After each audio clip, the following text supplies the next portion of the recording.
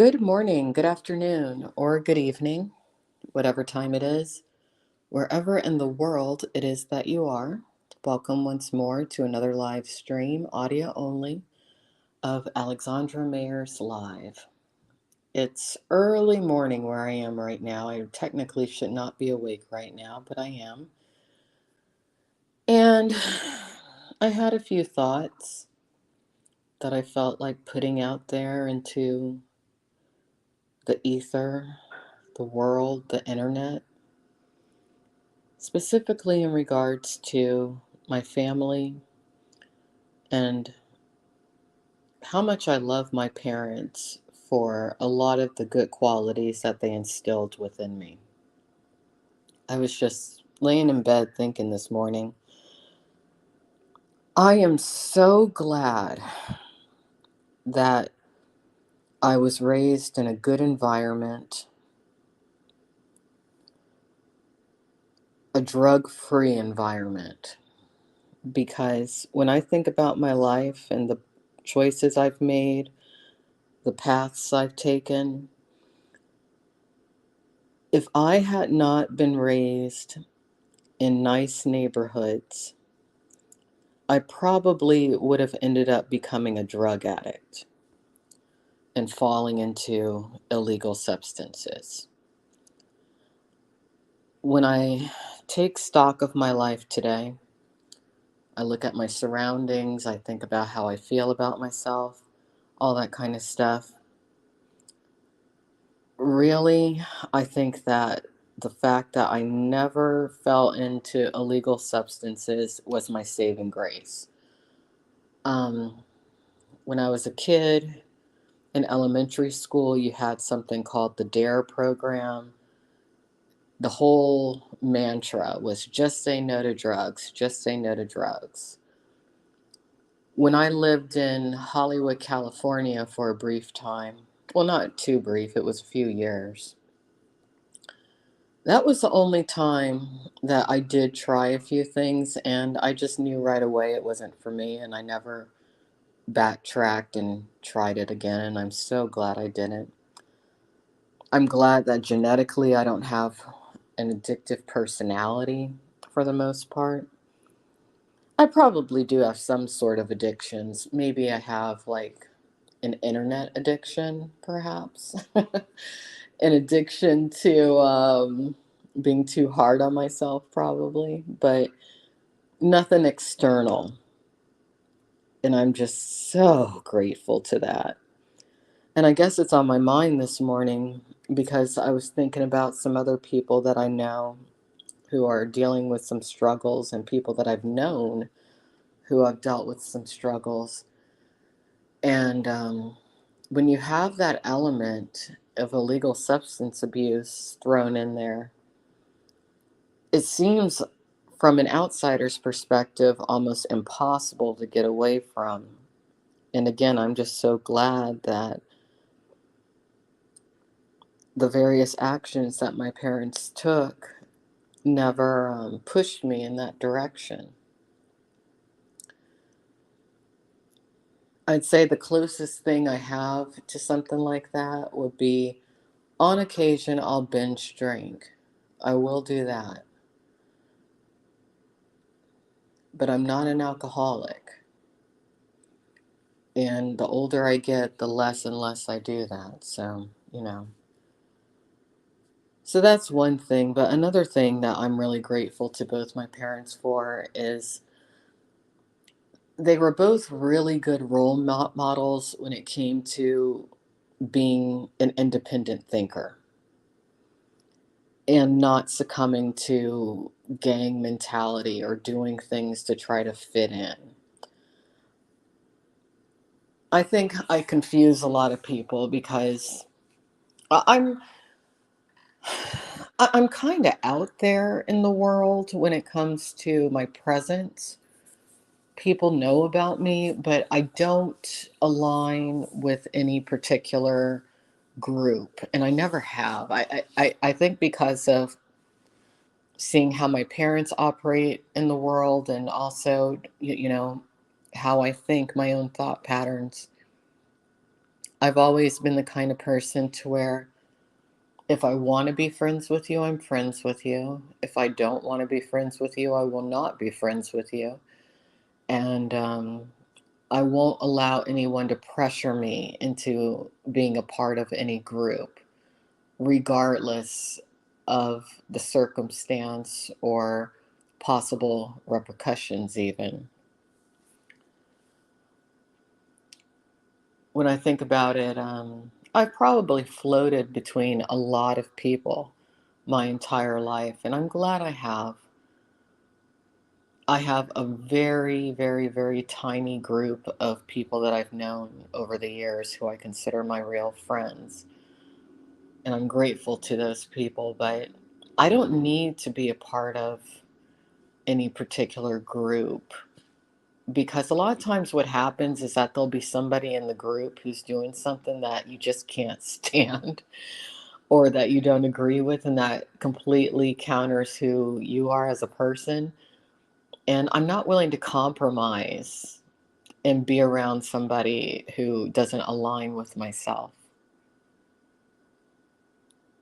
It creates an anxiety within me, anger, resentment, negativity, and I don't need that.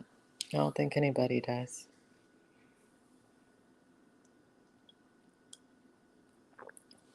You know, I'm grateful to both my parents for giving me a pretty good physiology, physical genetics. I think I have a pretty good mind.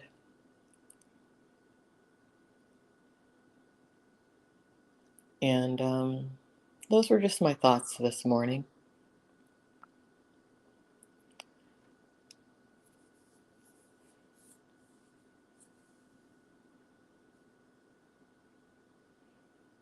I think everyone has disagreements with their families at times, or maybe goes for spells to where they don't want to communicate with their families at times, and that's okay. Some people are like, family is everything. Well, it is, it is.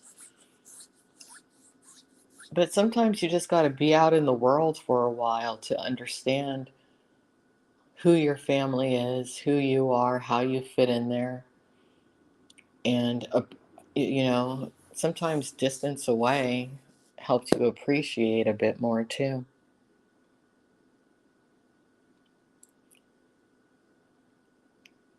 At this age I am right now, 44, I have so much appreciation for my family, not just my parents, but all my family members. And I see how we're alike, but we're also all very different. And that's okay. That's a-okay.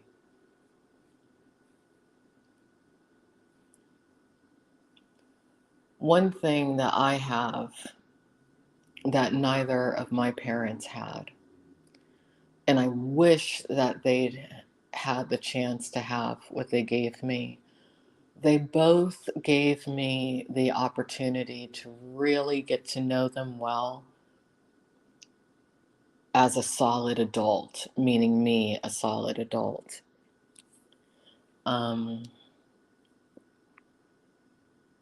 that to me is the best thing that both my parents gave me. Because, once you get into your mid 30s and you get into your 40s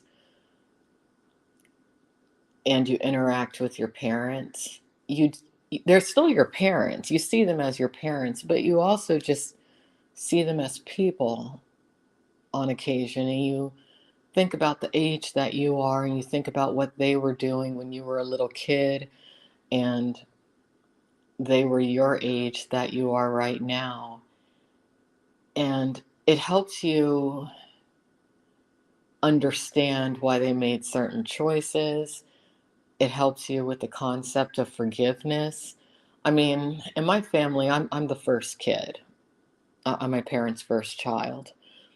And that must have been so hard for them.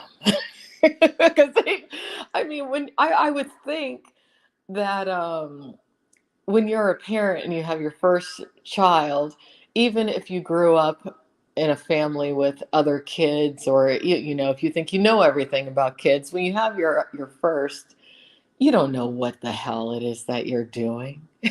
Not at all. And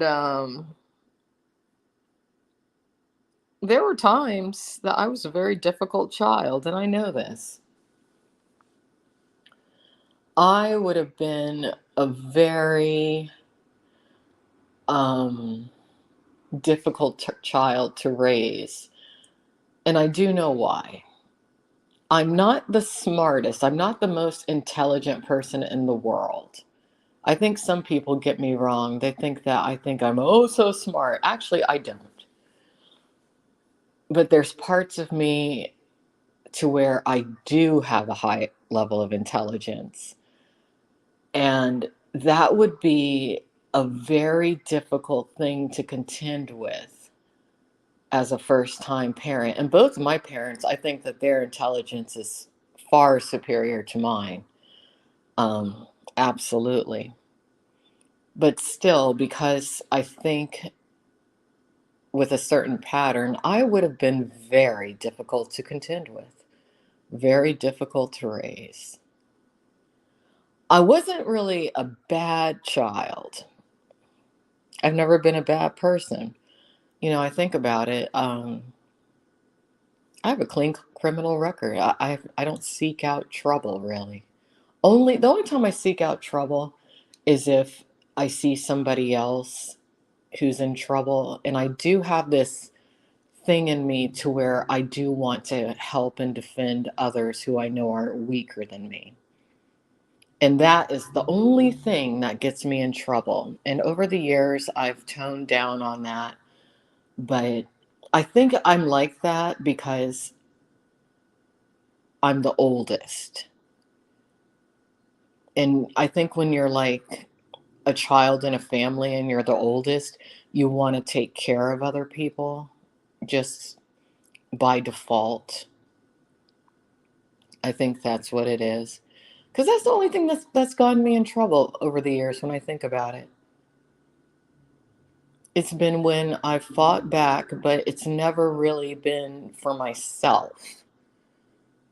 It's been because I felt like I needed to defend someone who didn't know how to fight back right or properly, or they didn't have the skill set or the intelligence to do it. That's what it's been. So I'm okay with it. But because I was always like that, I remember my mom saying, don't take up for that girl. She's not going to help you later. You're not even going to get credit for your work if you help her. And my mom was right. She was right. There were times to where in school I would be a part of a project and I'd be the one who's doing everything and then somebody else would get credit. But you know what? Like sometimes that kind of a thing hurts, but I've always gotten my comeuppance later through other ways. Like, this is going to sound weird to some of you, but I believe that everything, like all the blessings or gains or financial gains or money, whatever we're supposed to get in our life, we end up getting through some way. Maybe not the ways that you expect, but somehow God, the universe, life gives it to you. I think we always get exactly what we're supposed to have. And that's why, if it's like an emergency, and that's how I gauge such situations, I think to myself, is this an emergency? Does this person who I've spotted have nobody else that could help them the way that I could help? And if there's nobody else, I'll do it. If there is somebody else, I might not. But if there's no one else, I will. And for the most part, it works out. But that was something that always concerned both my parents about me, and rightfully so. Rightfully so. Which is interesting because they're both very generous and charitable people, which is probably why I'm the way that I am. Yeah. So that's what's on my mind this morning. I love my parents very, very, very much. A lot of times I'm hard on myself and I don't think that I've met their expectations in the least. Hopefully, one day I will. But I'm not the worst. Not at all. I think I'm okay overall. Overall, I think I'm okay.